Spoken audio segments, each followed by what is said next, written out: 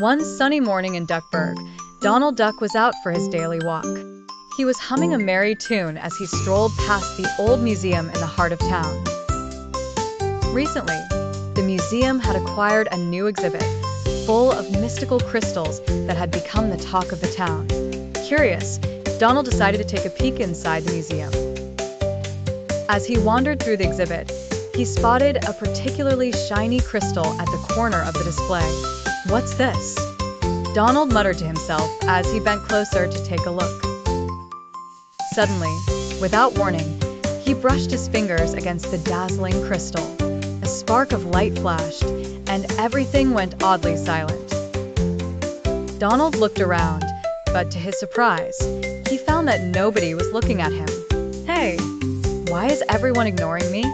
Donald quacked, but the museum visitors walked past him without a second glance.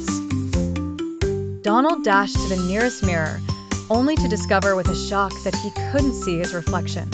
"Good grief, I'm invisible," Donald exclaimed, flapping his wings in disbelief.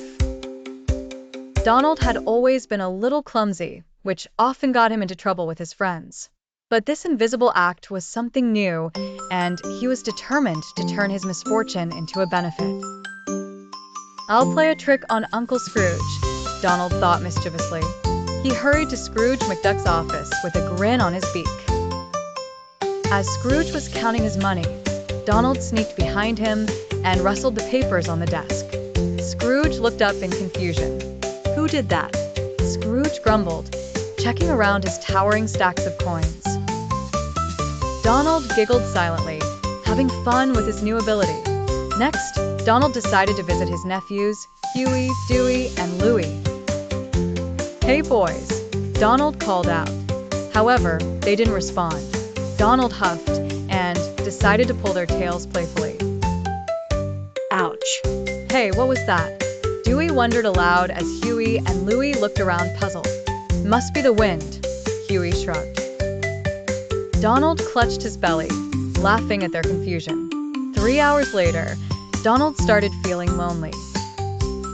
He realized that it wasn't as fun as he thought not being seen or heard by anyone.